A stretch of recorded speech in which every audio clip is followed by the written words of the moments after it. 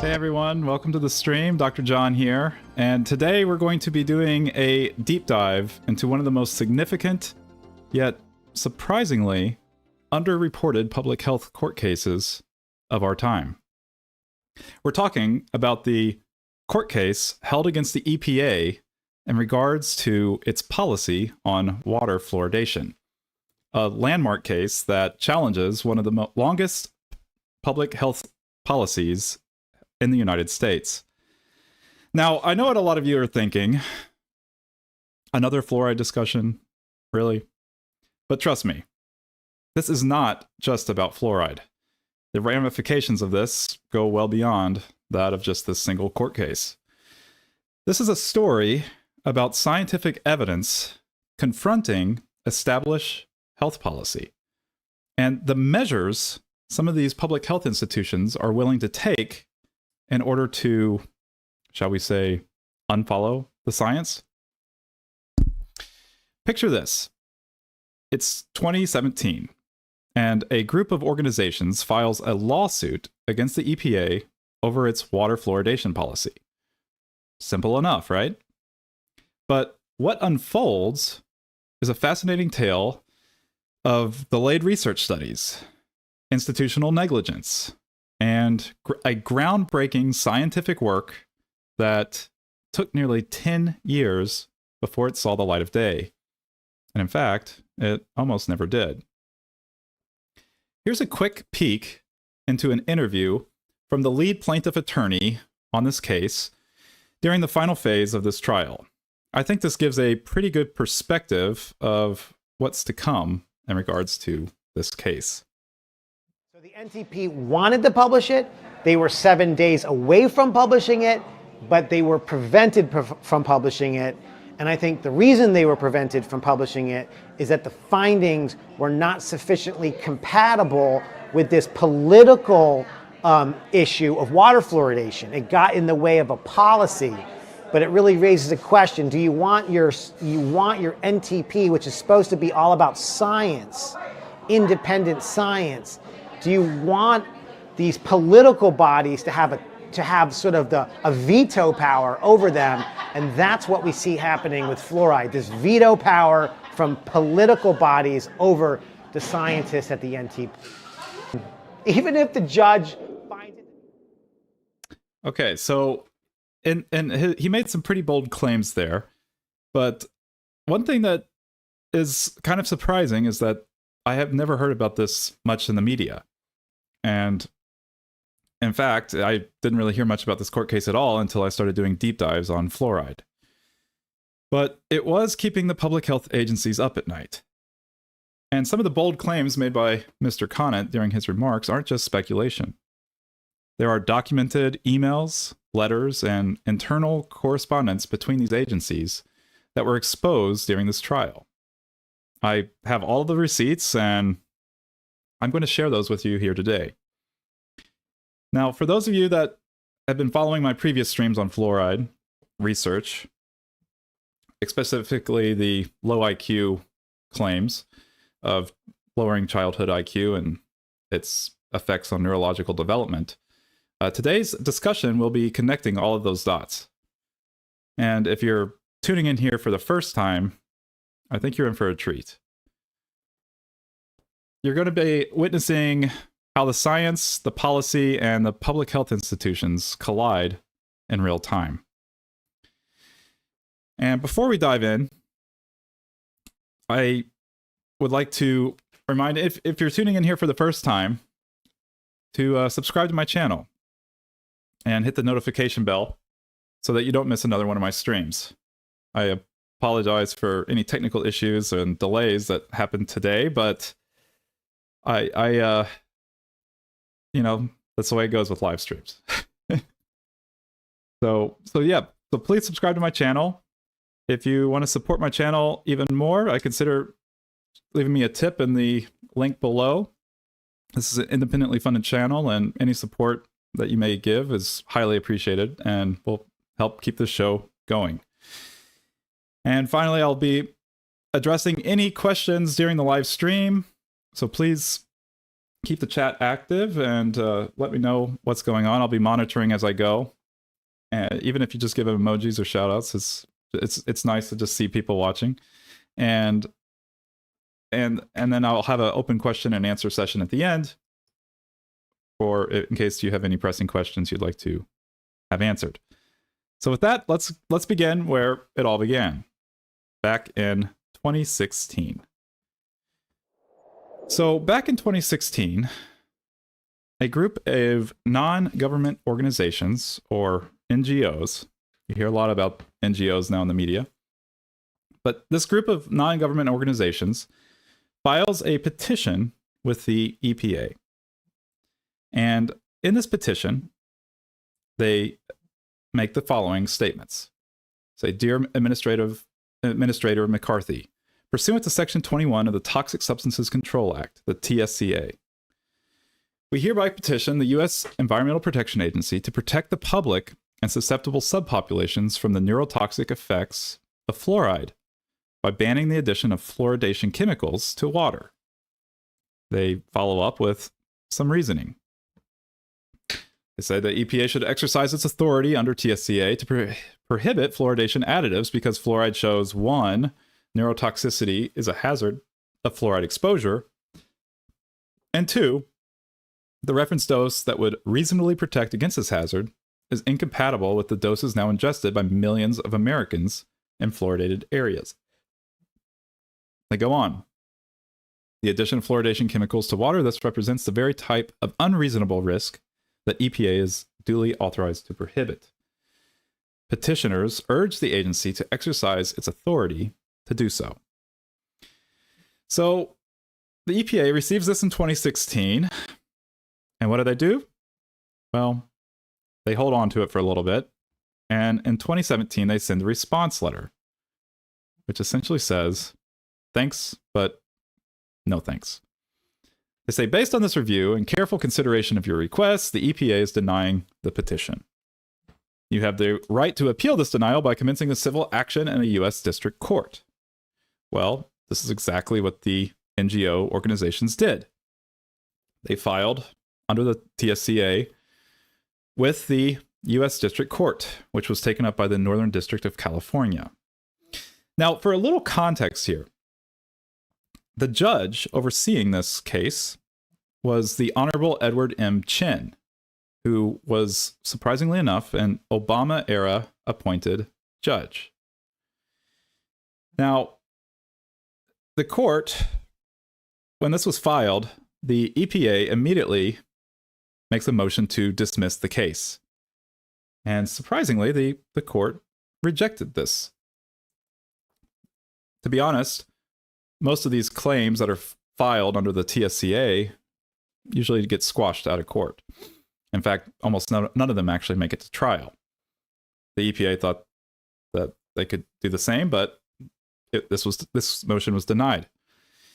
The EPA then makes a motion to limit new evidence on fluoride. A bit of a surprising request. Considering it's an environmental protection agency, you would think that they would want the most latest and greatest evidence introduced at trial, but they denied this motion as well. In early 2018, the EPA makes another motion to prevent the plaintiffs from disposing EPA scientists. Again, this is a very surprising motion. After all, this is the EPA. Why would they be worried about their own scientist giving testimony in favor of the plaintiffs? Well, the court denies this motion as well.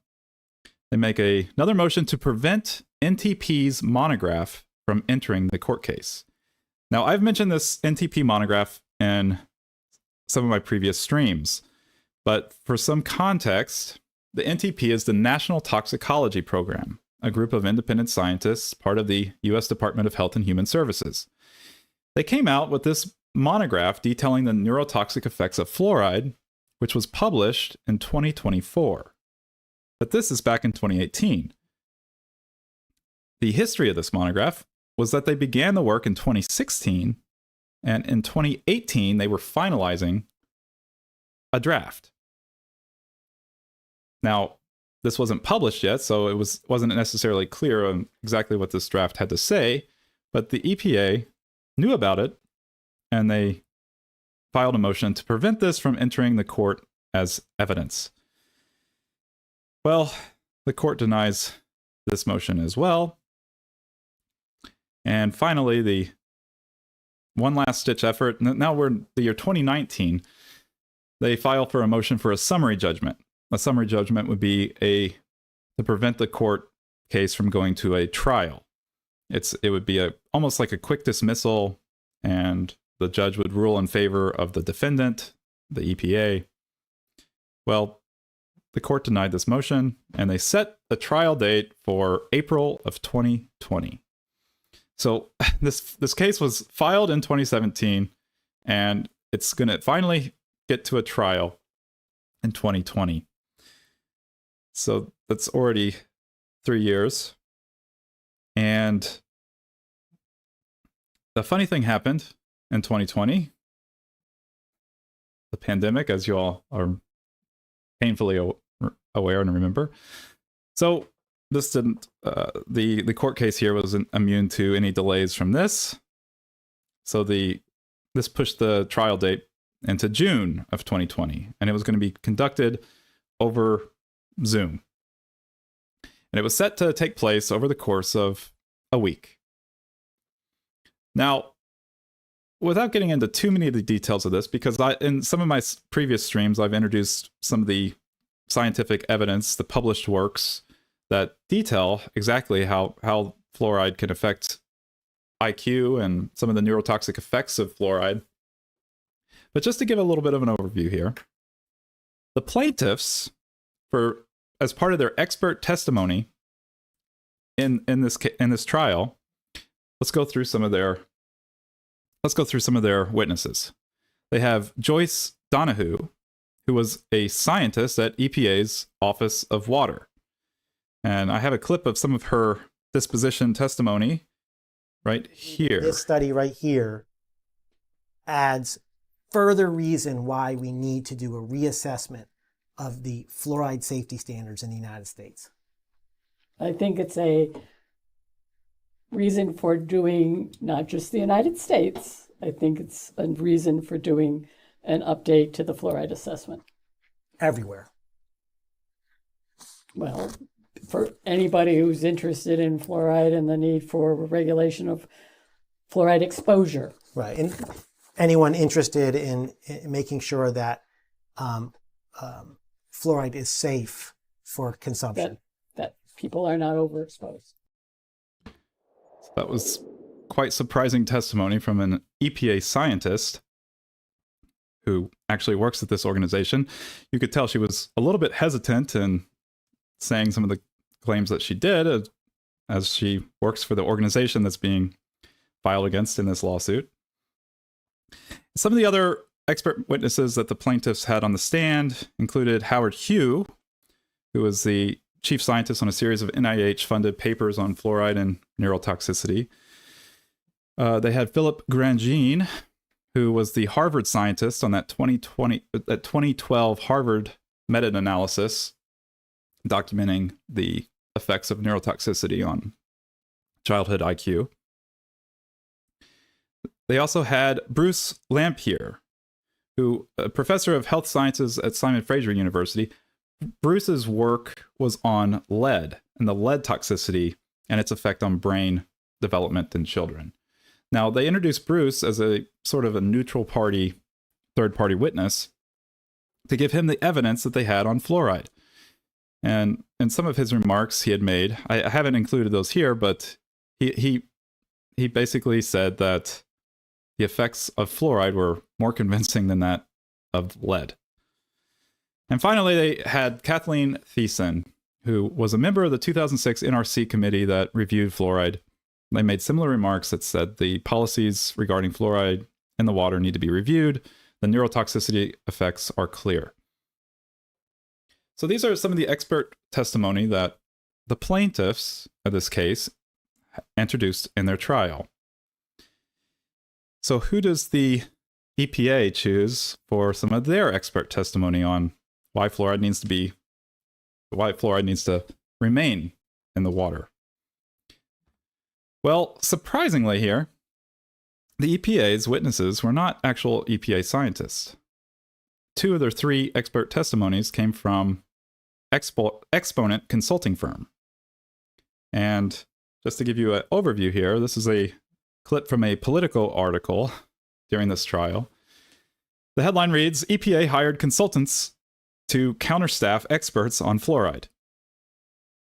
And the details here, they say they eschewed its own experts at a trial over fluoride regulations, and instead hired an outside company often deployed by companies needing to downplay health impacts of toxic chemicals. The Political article goes on to say, experts say the choice shows just how cozy the relationship between the Trump EPA and industry has become.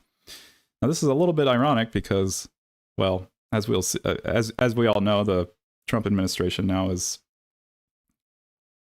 advocating to remove fluoride. So you can see how politics sometimes can distort the clarity on some of these issues. This article goes on to say that Exponent was founded in the 60s and has been busy questioning whether smoking causes lung cancer, whether Agent Orange exposure leads to prostate cancer, and whether per and polyfluoroalkyl substances are linked to kidney cancer. So essentially, this firm is a scientist for hire, and they typically are hired to represent corporate interests in downplaying the health effects of certain toxins and chemicals. And this is the firm that the EPA chose to make their case by, they attempted to poke holes in some of these scientific studies regarding fluoride's neurotoxicity. So,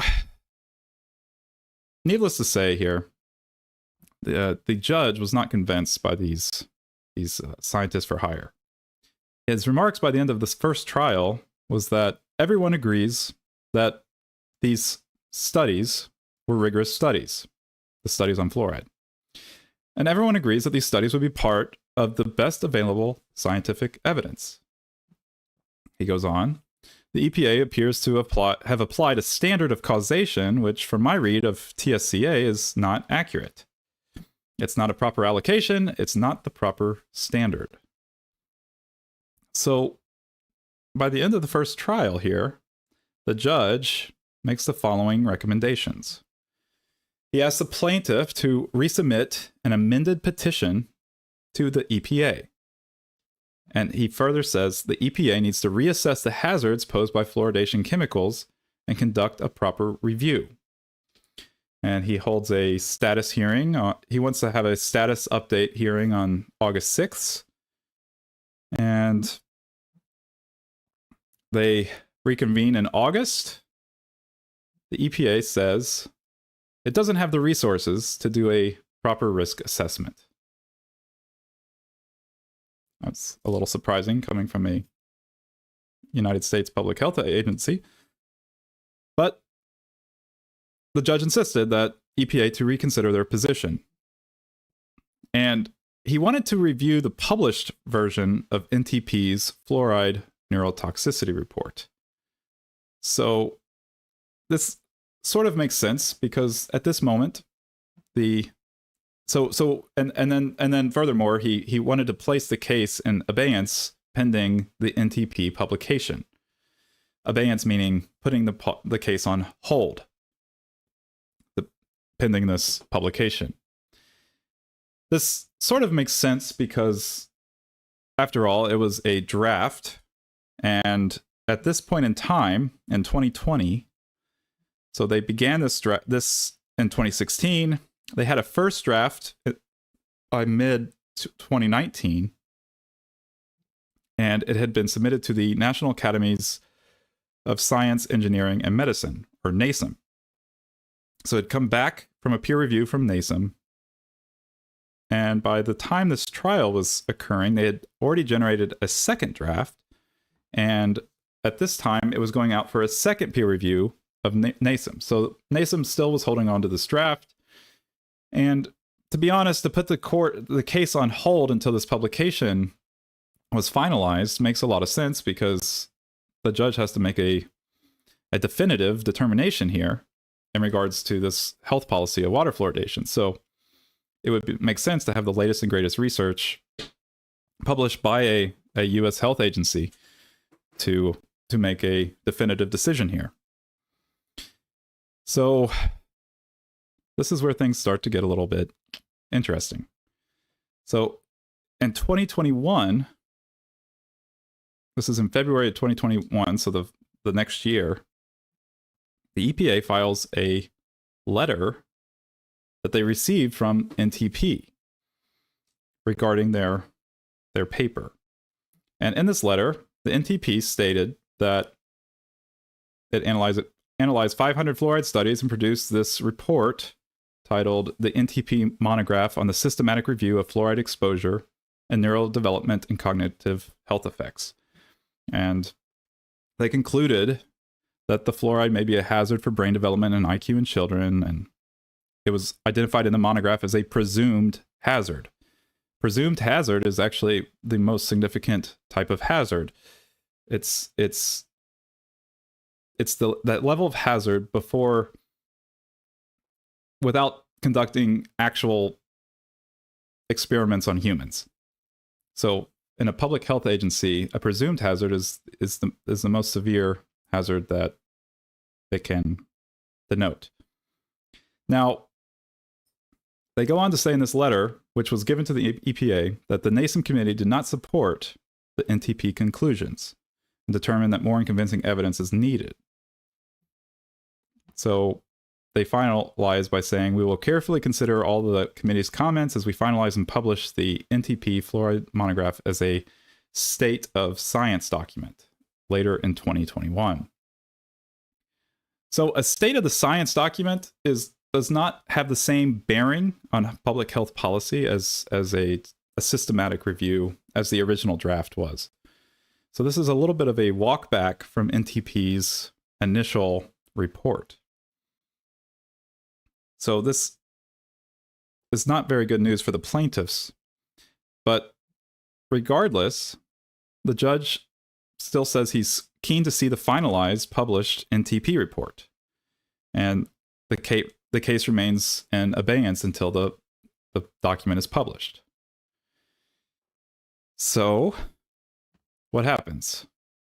Well, we're in 2021 now. They've received their second draft from NASEM.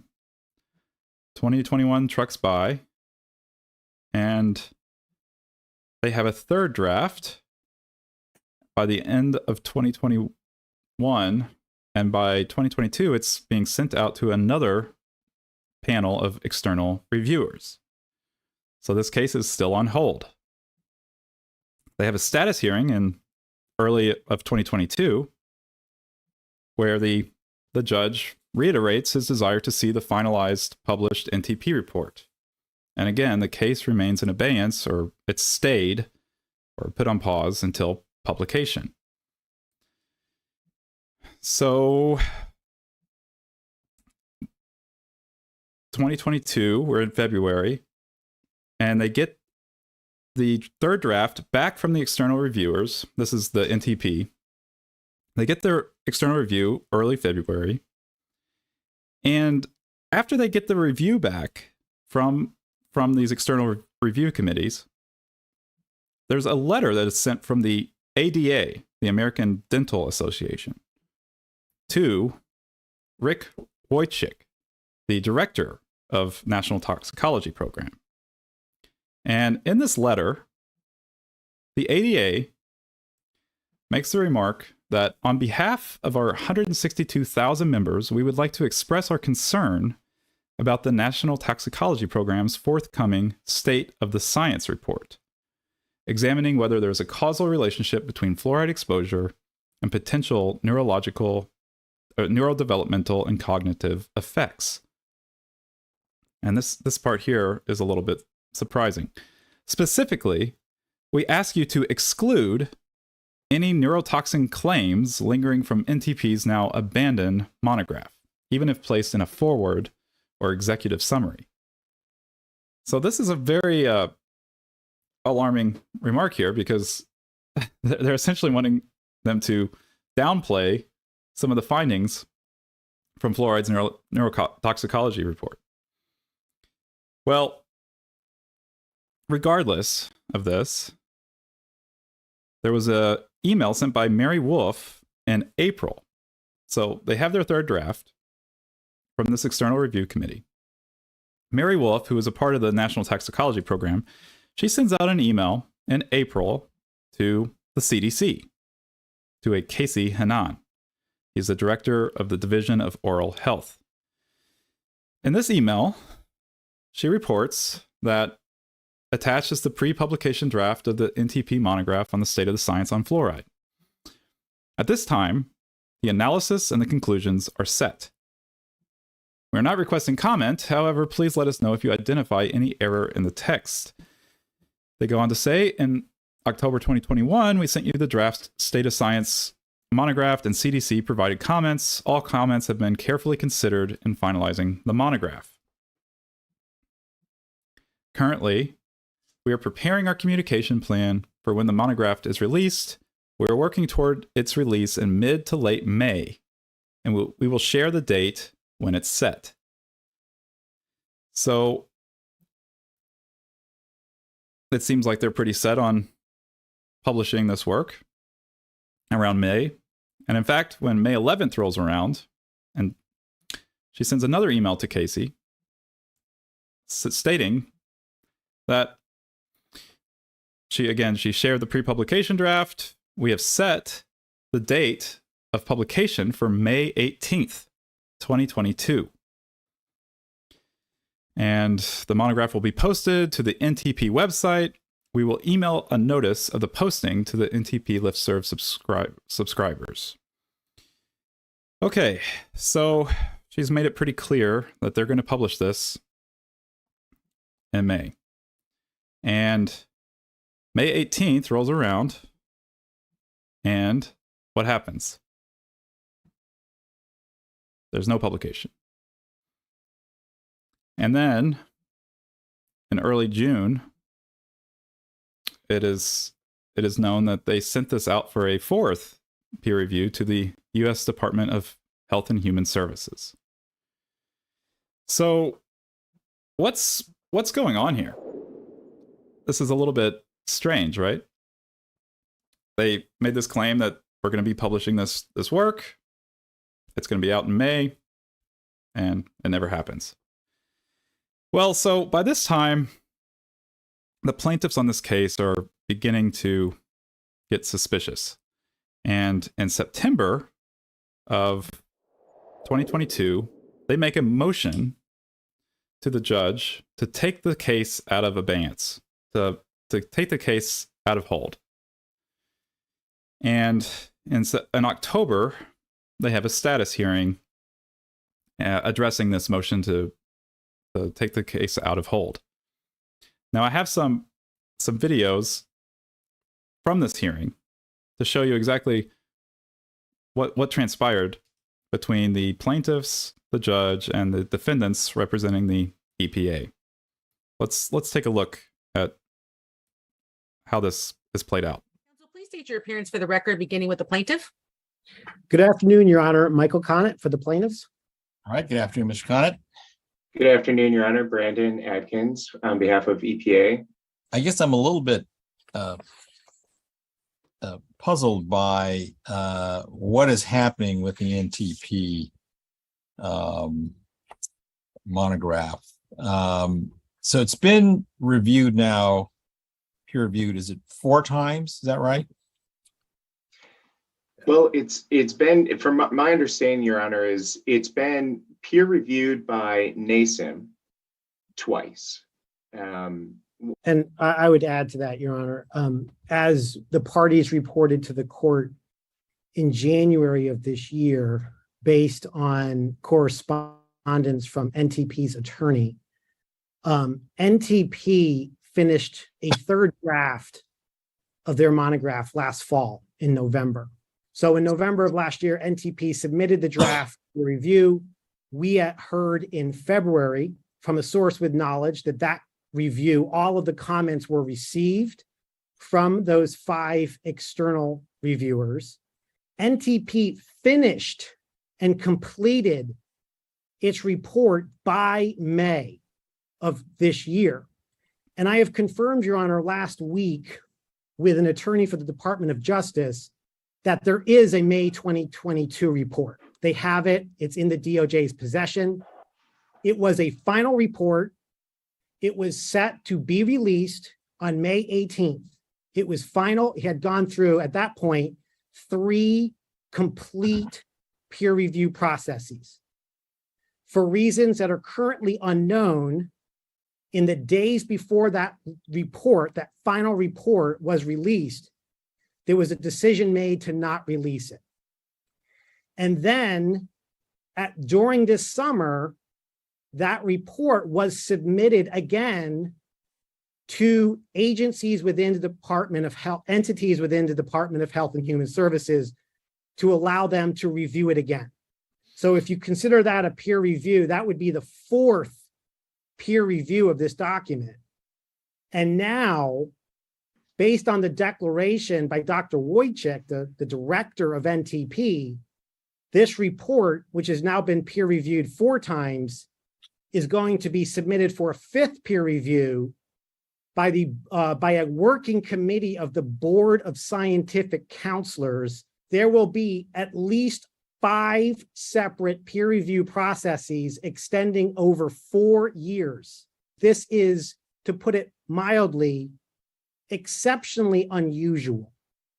NTP's peer review process for every single monograph of the 20 of its in its current library, the peer review process is typically one public meeting lasting 1 or 2 days, where 4 or 5 or 6 or 10 scientists hear comments and make a vote in public as to whether they endorse NTP's conclusions or not.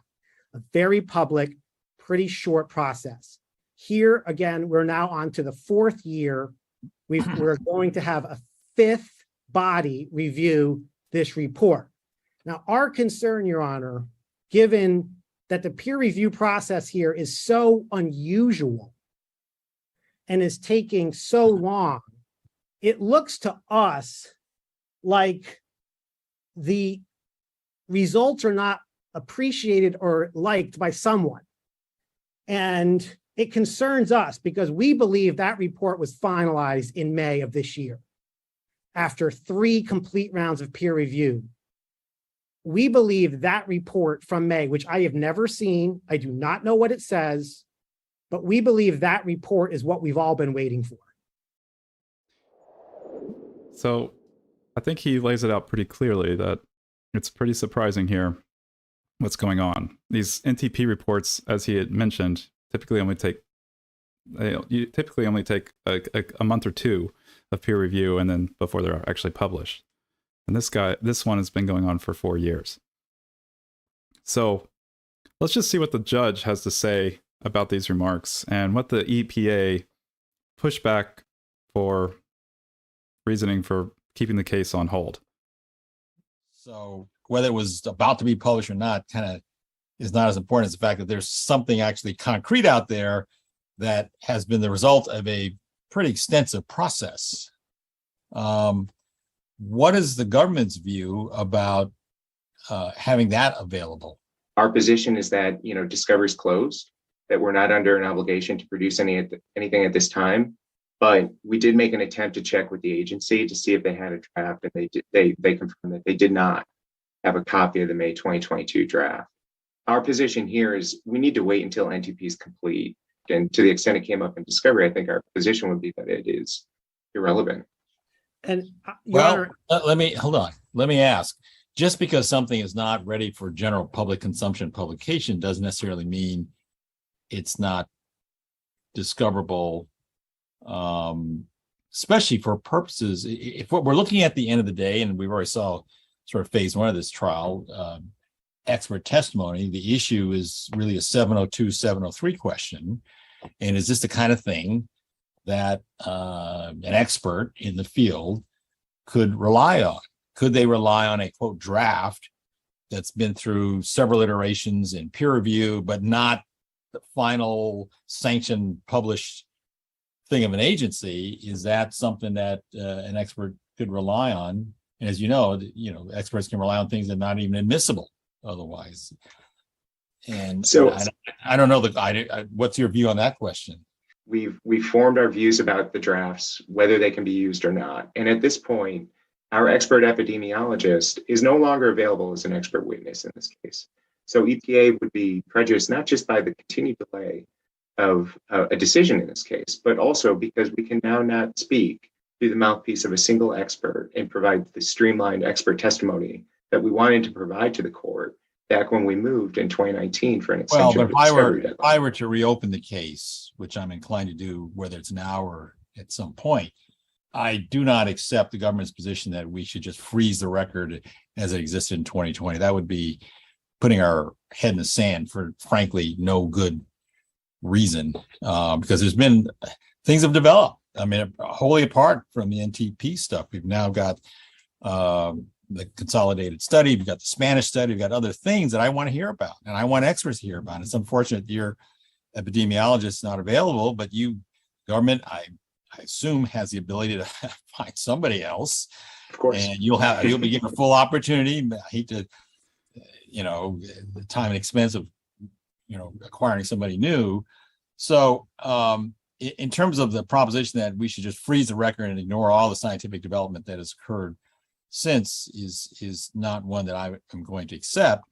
And so I am going to look at a process that reopens the process, because that's one of the reasons why I stayed everything besides the standing issue, is because I knew that there was all these things that we learned about at trial, these studies that hadn't been peer reviewed, and one went one way and the other went the other. And then you had the combined Mexico-Canada study, and then we had the NTP. And frankly, this is, since under the act, the court has to make a de novo determination. I really want to get the latest and the most available evidence possible. And that's still my goal, because it's an important decision and important consequences either way. And we want to try to get this correct. EPA raised convincing, I think, arguments with respect to their prejudice. And one of the ways Your Honor dealt with EPA's prejudice was to say, EPA, you're going to have an opportunity to wait until this NTP monograph becomes final. And that was because otherwise we're just relying on the cherry-picked studies that plaintiffs have brought to bear. Well, I'm not sure the only reason was prejudice. The reason why I wanted to wait, because I want to know what it said substantively. But at that time, it was promised to be, well, it's coming around the corner. We're going to get the peer review done in a few months. Let's, see how that goes. I don't think anybody anticipated it would go through 3 or 4 iterations or whatever. So it's been unusual, but I'm not going to set any trial dates. I'm not ruling on the admissibility of this thing. I do think that this document, even if it's not public and meant for public consumption, is relevant probative evidence, because it could form the basis of expert opinion, it seems to me, given the nature of the quality of the review and the study that's been done. I mean, I'm not going to tell you how to do it. I'm just telling you that I'm opening discovery and lifting the stakes. You can conduct that discovery. It shouldn't be too hard to figure out where this report is, what agency has it, and maybe it can be produced voluntarily, especially if it's done under protective order, and especially since the government has a preliminary view of my preliminary views on this question. But if push comes to shove and you need to either issue subpoenas or move to compel or something, you know where to find me. So the judge here fortunately had the forthcoming to circumvent this publication delay. And as the judge mentioned, there's absolutely no reason to bury our heads in the sand on research that is clearly being used by experts in the field. So in this declaration here, he's admitted that he's admitting the NTP draft from May to be admitted into the court as evidence, and he also lifted the stay of the case. So, and if it's a judge ruling, then the report basically has to come to light. So the motion the case gets taken out of abeyance, and in December, the plaintiffs file this NTP draft version with the court. So they in their filing, they say the plaintiffs obtained the NTP's monographed as well as draft versions, and it was done under a protective order, as the EPA raised this isn't meant for public consumption, so they placed this monograph as a protective order that only the court and the parties involved within this case could see this draft. So that's why it's all blanked out in the public records. However, what's also interesting in this filing here is that the plaintiffs went to work in investigating exactly why this monograph was delayed in the first place. What was going on? And this is what they found. So in their filing, they say, in addition to these NTP monograph, they've obtained additional documents through the Freedom of Information Act, or FOIA, that provide further information about NTP's May 2022 monograph. And this is what they found. They discovered, and this is all in this court document here, they discovered that back in May, when Mary Wolf had sent that email to Casey Hanan announcing that we have set the May 18th, 2022 publication for publication date. Well, shortly after she had sent Casey this email, Casey then sends a chain, a fire off of emails within the department, within the CDC, to a Nicole Johnson, Associate Director, Division of Oral Health, Lorena Espinoza, Division of Oral Health, and Gregory Holder, Public Health Analyst, Division of Oral Health. In this email, Casey says, the May 18th release date for the State of Science report is almost certainly not going to happen. OASH and NIH-OD are pretty clearly going to get more involved. OASH is the U.S. Department of Health and Human Services. This is the Office of the Assistant Secretary for Health. NIH-OD is the Office of the Director of NIH. So this is the Office of the Director of NIH is the highest ranking position in the NIH, and the Office of the Assistant Secretary of Health is the second highest ranking officer within the Department of Health and Human Services. And then an email was found and discovered, sent by Nicole Johnson to two of her colleagues within the CDC, Jennifer Grieser, who was a senior public health analyst at the Washington, D.C. office of the CDC, as well as Sean Cucci, Associate Director for Policy. And in this email, Nicole Johnson states, this was in early June 3rd of 2022.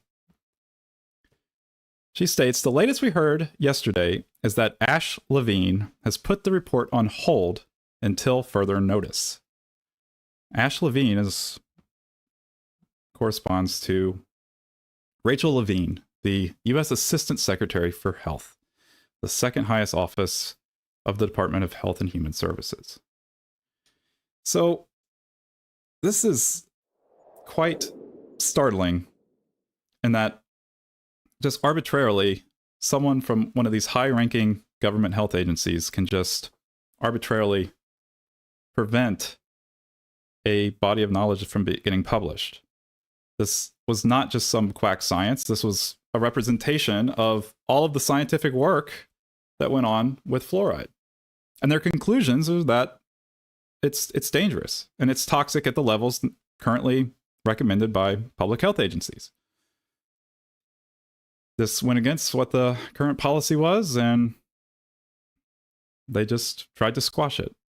If it weren't for the judge's open mind here on admitting this draft evidence to enter the case, this would have been probably never published. And this case probably would have been left on hold forever. But the judge here had a little more brains than that. And finally, after this filing revelation was revealed, they have a status hearing in January, and the EPA makes a request to postpone the trial further, again for the publication. the judge denies this request, and he sets a timeline for the final phase of this trial. They're going to have a second phase. And they finally make that trial date in early of 2024. And this time it's going to be for 2 weeks. And without getting into the details of the second trial here, the judge finally comes to a final verdict on September 24th, 2024. And it's an 80-page document. It's quite lengthy. And I want to share some of the highlights and statements that he made in this ruling. So he states, to begin, the issue before this court is whether the plaintiffs have established by a preponderance of the evidence that the fluoridation of drinking water at levels typical in the United States poses an unreasonable risk of injury to health of the public within the meaning of amended TSCA, Toxic Substances and Control Act. For the reasons set forth below, the court so finds. Specifically, the court finds that fluoridation of water at 0.7 milligrams per liter, the level presently considered optimal in the United States, poses an unreasonable risk of reduced IQ in children. There is little dispute in this suit as to whether fluoride poses a hazard to human health. Indeed, EPA's own expert agrees that fluoride is hazardous at some level of exposure.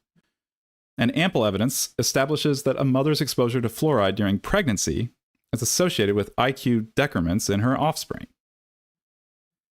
The NTP concluded that fluoride is indeed associated with reduced IQ in children, at least at exposure levels of at or above 1.5 milligrams per liter.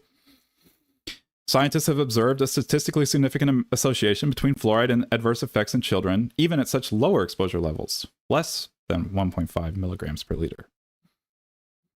Simply put, the risk to health at exposure levels in United States drinking water is sufficiently high to trigger regulatory response by the EPA under amended TSCA. He goes on and says, the pooled benchmark dose analysis concluded that a 1-point drop in IQ of a child is expected for each 0.28 milligrams per liter of fluoride in a pregnant mother's urine. This is highly concerning because maternal urinary fluoride levels for pregnant mothers in the United States range from 0.8 milligrams per liter at the median and 1.89 milligrams per liter depending upon the degree of exposure. Not only is there insufficient margin between the hazard level and these exposure levels, for many, the exposure levels exceed the hazard level of 0.28 milligrams per liter. Conclusions of law. Plaintiffs have proven by a preponderance of the evidence that water fluoridation at the level of 0.7 milligrams per liter, the prescribed optimal level of fluoridation in the United States, presents an unreasonable risk of injury to health or the environment, without consideration of cost or other non-risk factors, including an unreasonable risk to the potentially exposed or susceptible subpopulation under the conditions of use. Required by the amended TSCA, the court finds that there is an unreasonable risk of such injury to require the EPA to engage with the regulatory response. This order does not dictate precisely what that response must be. Amended TSCA leaves that decision in the first instance to the EPA. One thing the EPA cannot do, however, in the face of this court's finding, is to ignore that risk. The clerk of the court is directed to enter judgment in plaintiff's favor. It is so ordered. So,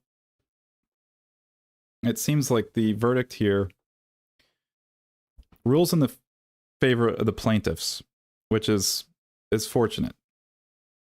Is fortunate for the plaintiffs. But the ruling does not give specifics on exactly what the EPA should do, other than they have to reconsider their risk assessment in regards to fluoridating water. And so this was a win. This is good news.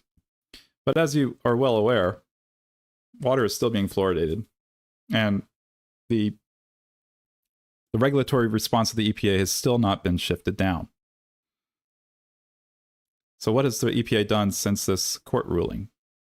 Well, back in January of 2025, this year, the EPA filed an appeal to the court decision with the Ninth Circuit U.S. District Court of Appeals on the 21st. So this is so they're obviously still not taking this too seriously. It's unfortunate that these public institutions don't actually consider the public health of the U.S. citizens. So with that, that's all I have on this court case. It's still, with this appeal, there's still ongoing battles in regards to this. So I would like to, if there's any questions, please feel free to ask. But I'd also like to share with you another clip taken from the plaintiff attorney on this case, Michael Conant, during the second phase of this trial. And he gives some pretty good reasoning for all the pushback here and why the government is so resistant to preventing fluoride from entering the water supply. I think it's pretty revealing. It's a little bit lengthy. It's about 8 minutes long, but I think this gives a good idea here. So what's really going on with why is there so much resistance for preventing fluoride? And let me tell you, it has nothing to do with these scientific findings that they're finding at the NTP. So with that, let's hear what he has to say.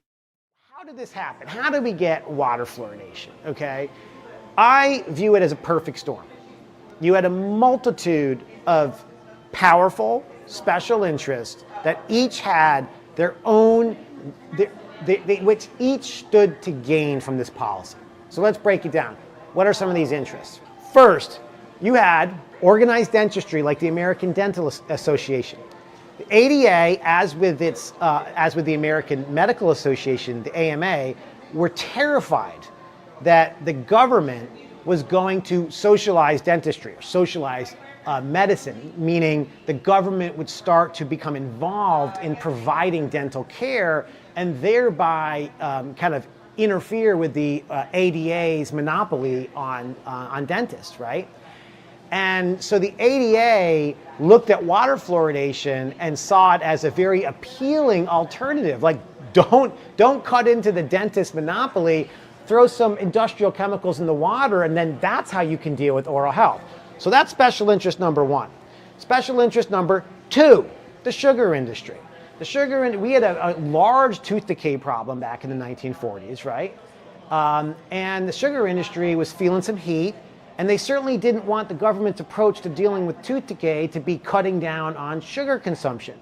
So again, for the sugar industry, fluoride was very appealing. Fluoridation was very appealing. Don't look at us, put some industrial chemicals in the water. So that's special interest number two.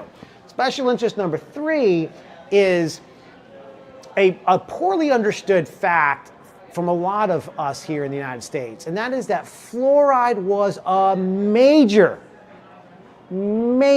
industrial pollutant from the largest industries in our country: the aluminum industry, the steel industry, the various chemical industries, the fertilizer industry, and the bomb program, which is a kind of a combination of private and public actors.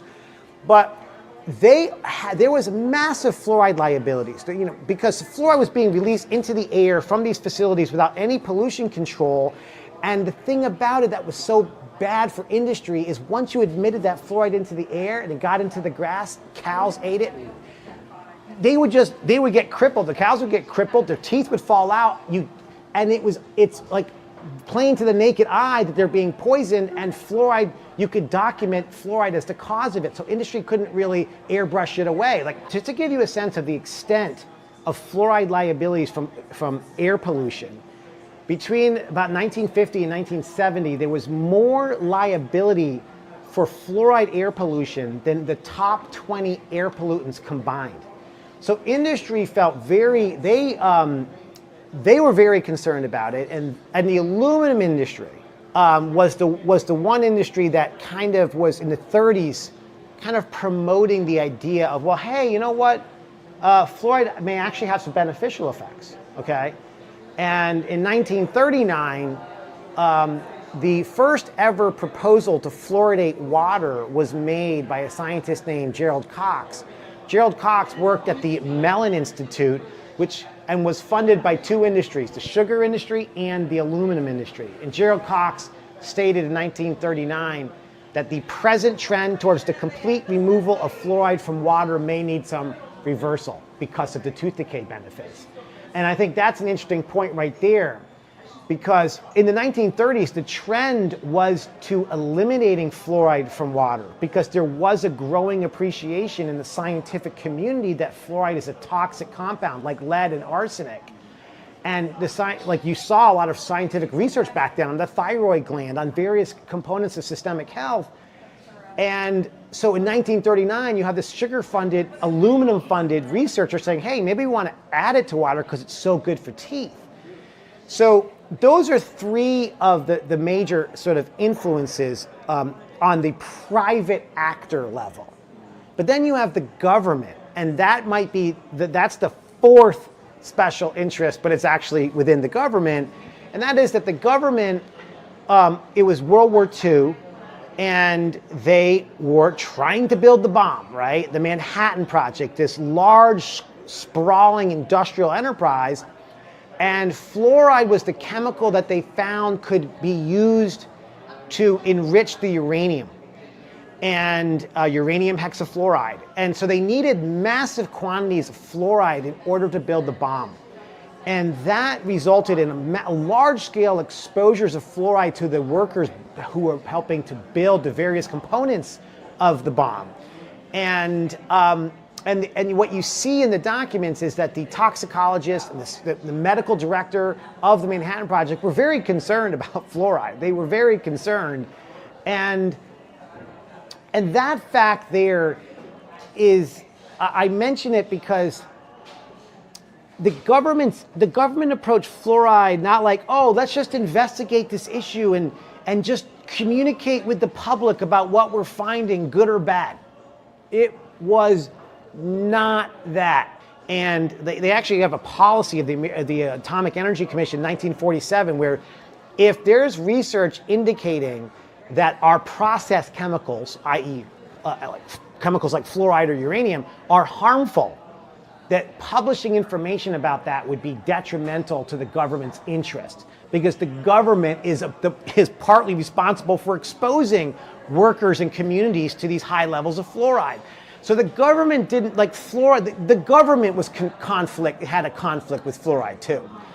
So those are the four major sort of interests at play in the 1940s.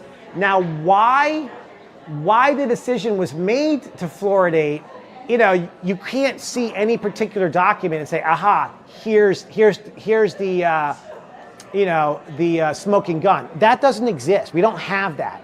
I also would say, to be fair, and because I always want to make clear that there were a lot of people like dentists, individual dentists, and people who saw the tooth decay problem that we had and were really, really enthusiastic about this idea that we could eradicate tooth decay by adding this compound to water. So there was a lot of optimism and a lot of good intentions.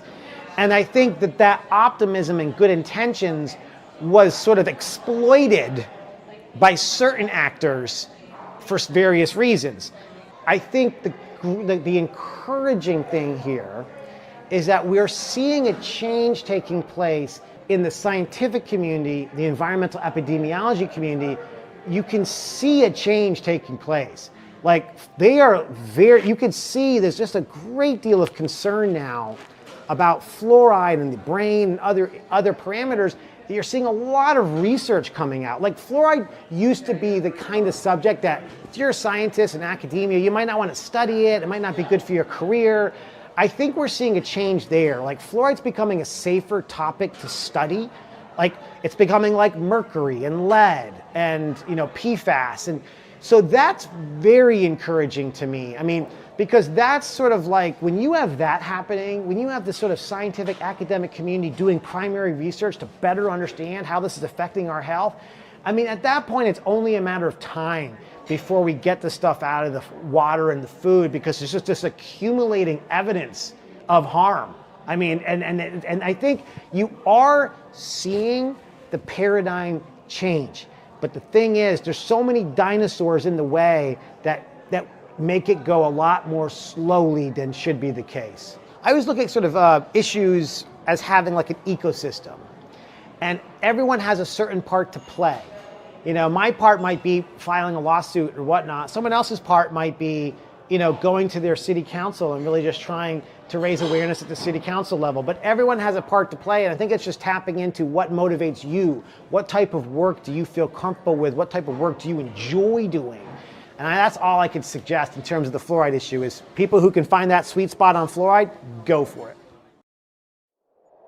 Okay, so there you have it. I believe that really accurately details some of the initial motivations behind the resistance here. I hope you've enjoyed these streams, and I will continue to update as more information comes to light. But thank you for watching, and leave me a comment below if you have any other questions that come to mind. Again, subscribe to my channel and follow me on X. And with that, I hope you've learned and found this as interesting as I have. Take care out there, stay healthy, and I'll see you next time.